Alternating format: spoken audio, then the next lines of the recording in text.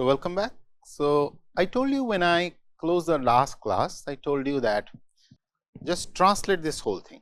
So, here you have electrode which could stimulate these muscle which is sitting on top, and because of a motion it will generate a vibration on this micro cantilever. Because of that vibration there will be a motion something like this, and there will be change in this angle of reflection, and here is the laser. It's a low intensity laser. So, you do not. So, what you are doing is that you are shining the laser. If this is your cantilever, this is how the cantilever is sitting, and let us assume this is the muscle on top of this blue color pen. Here you have a laser beam shining this black pen underneath the cantilever, and here is the reflected light which is coming, and here is some sensor somewhere out here, right. So, this is the incident light and this is the reflected light, and because of this movement there is a change in the reflection, and this angle of change you are measuring it as theta. Now, I told you that you can back calculate the force. I would request you guys to go and look for an equation which was published in 1909 by Stoney's, called Stoney's equation. If you read through Stoney's equation, this is not part of this course, but just for your own interest sake, you will realize that if we consider this muscle as a monolayer on top of this cantilever, this angle theta which is being generated here, if we plug this with some modification or some assumption, you can back calculate the force now. So, this is a technology where, so this is exactly the same thing where laser beam, you can make this laser beam move from one cantilever to the next one, to the third one, to the fourth, to the fifth, to the sixth, to the seventh. Likewise, of course, with a delay it will be moving through, and it will give you the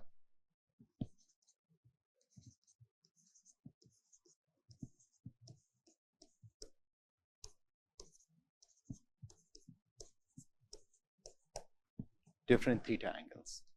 Now, this is a technology which is called as the micro cantilever array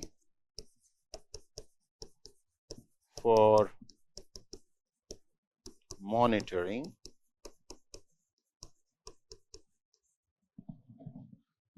activity of muscle. Now, in this situation, you can think of many options. Say, for example, you introduce in this milieu a toxin.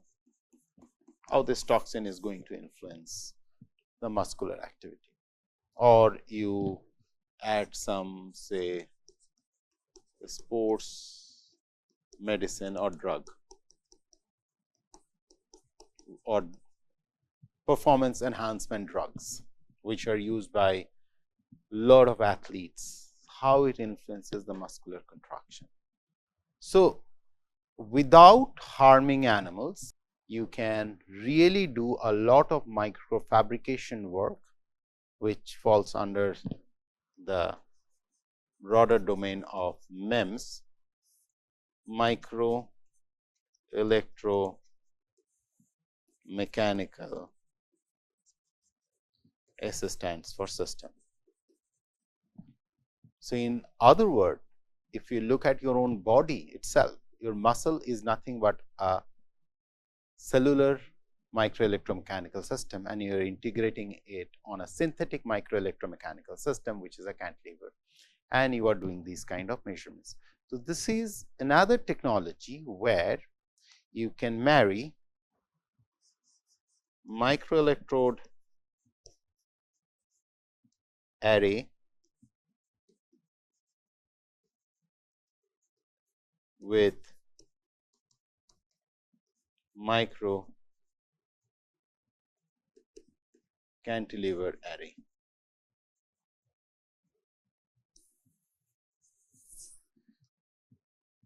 Now, this particular technology is revolutionizing most of the toxins which are being tried out on neuromuscular junctions, because in a way now you could visually see the effect of these kind of technologies. Now, from here I translate it to the next level. So, we talk about 2 organ. Now, the next technology which is coming, when I was telling you about human on a chip or lab on a chip technology, what people are trying to do, they are creating these kind of structures where you have neuronal chamber, you have muscle chamber, you have liver, you have cardiac muscle,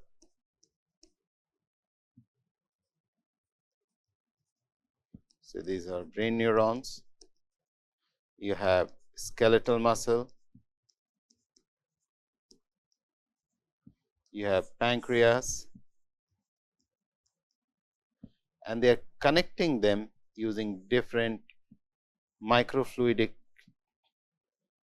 channels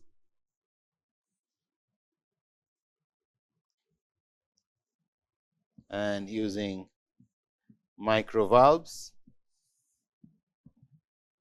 They are creating a multi-organ system, a functional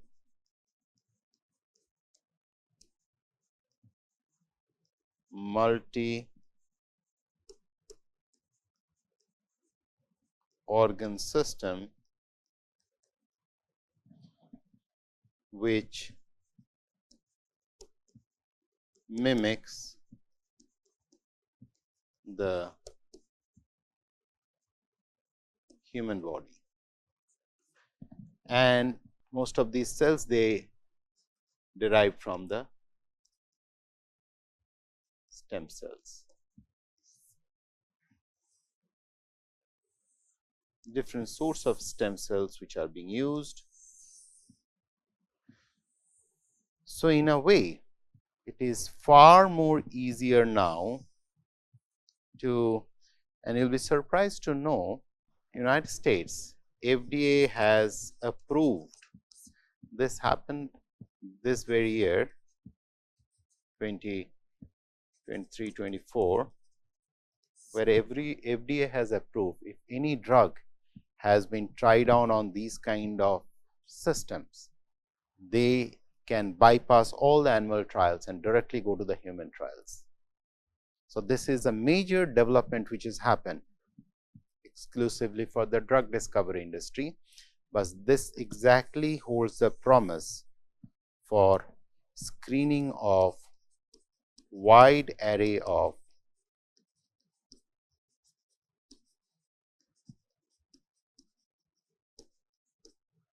biodefense molecules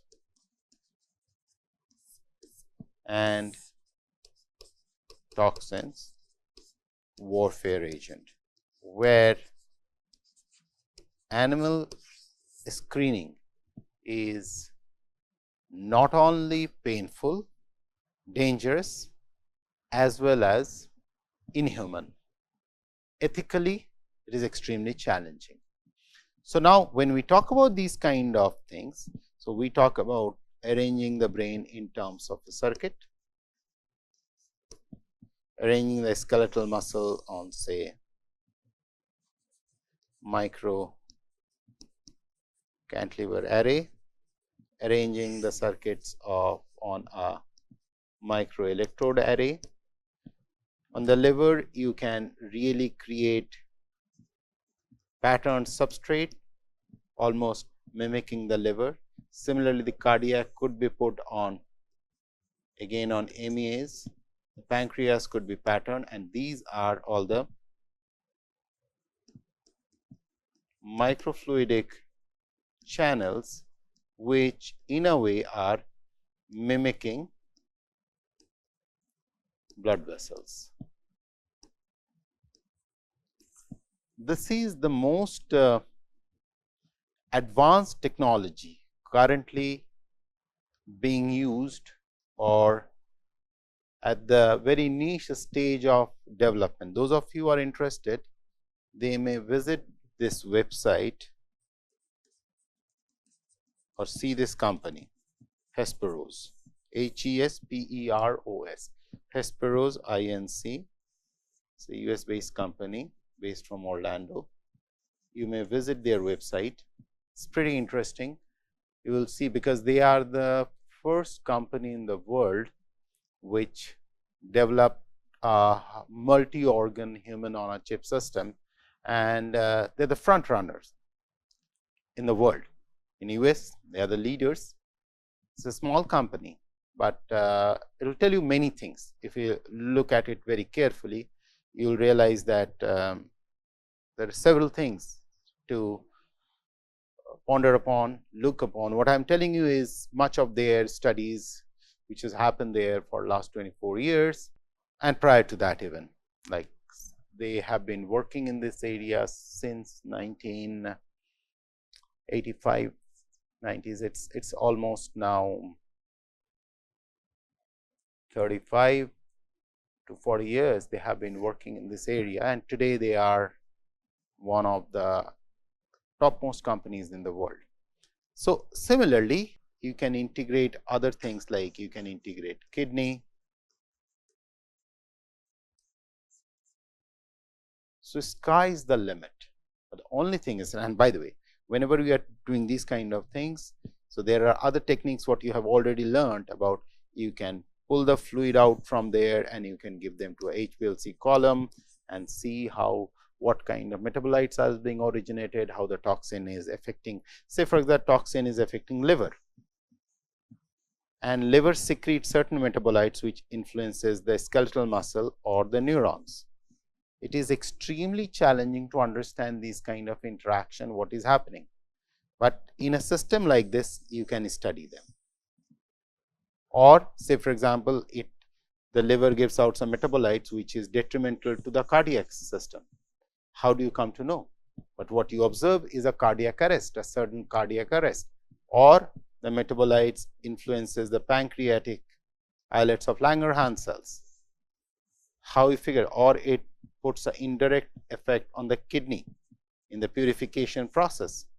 There are so many possibilities this technology is opening up, but this technology demands very clear understanding of some of the techniques. What I highlighted you previously is here. You have to understand basic photolithographic tools. Okay. You have to understand, have a better knowledge about electrochemistry.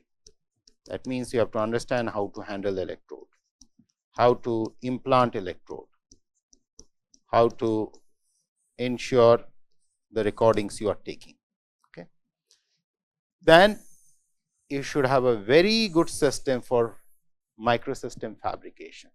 You should be able to fabricate things at the micro dimension and with very, very high precision, because the resolution is not very high, it is in the micrometer resolution, but it has to be very thorough.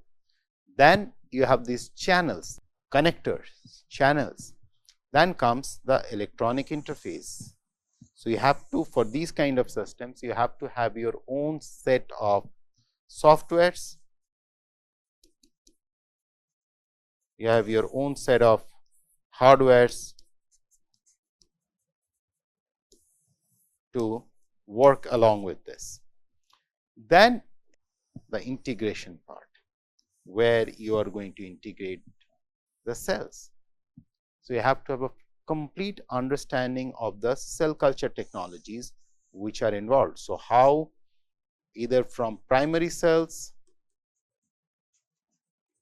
or from cell lines or from stem cells, what will be your source of cells, how you are going to handle the cells, how we want to grow the cells. And when we are talking about cell culture, you have to have a thorough understanding about the extracellular matrix, because you are integrating a biological system onto a synthetic interface.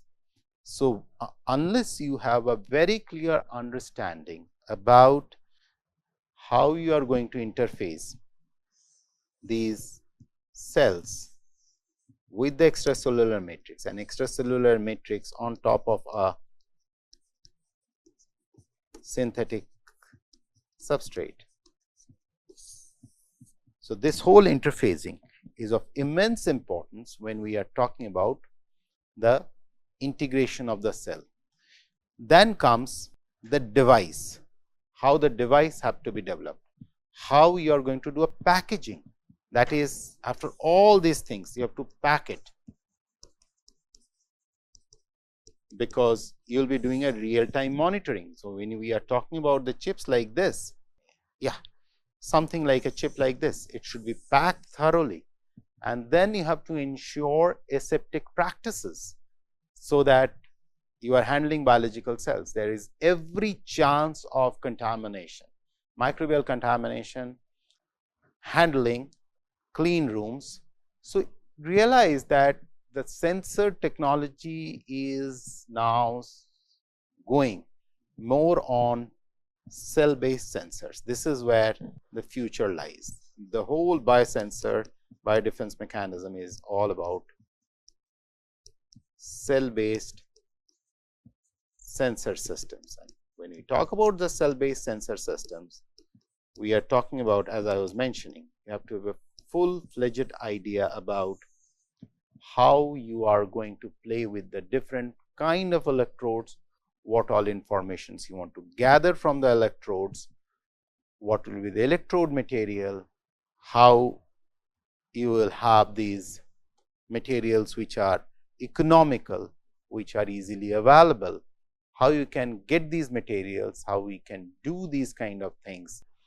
So, unless you have a thorough idea about all these technologies, you will have a lot of challenges. So, that brings us a lot of opportunity, that when I mentioned in the beginning that the field of biosensor is extremely challenging, because it demands expertise from multiple areas.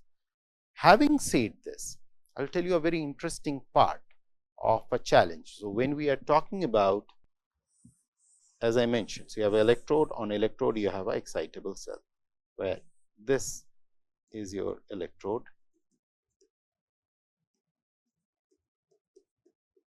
and this is your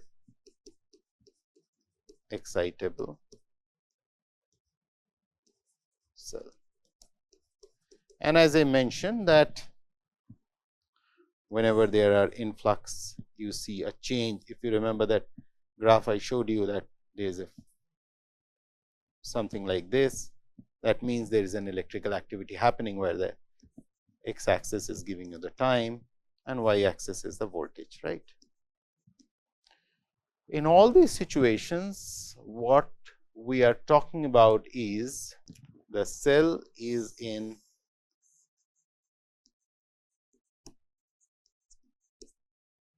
direct contact with the electrode, just like all other biosensors, where the molecule is in direct contact with the electrode. Now, what are the challenges here? In the next class, we will talk about what are the challenges